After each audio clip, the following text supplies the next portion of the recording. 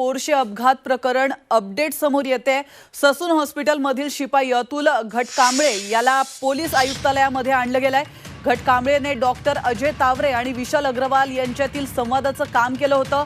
अल्पवयीन मुलाचे blood reports बदलण्यासाठी लागणारा मोबदला किती आणि तो कसा द्यायचा हे घटकांबळेने या दोघांची बोलून ठरवलं होतं। याच प्रकरणामध्ये घटकांबळेची आज चौकशी केली जाते। या चौकशीमध्ये आणखी कोणी घटकांबळेशी संवाद साधला का, त्यासोबतच डॉक्टर तावरे आणि विशाल अग्रवाल यांच्या व्यतिरिक्त आणखी तिसऱ्या व्यक्तीचा या प्रकरणामध्ये संबंध आहे का, हे तपासण्यासाठी पुणे गुन्हे शाखेकडून आज घटकांबळेची कसून चौकशी केली जाते।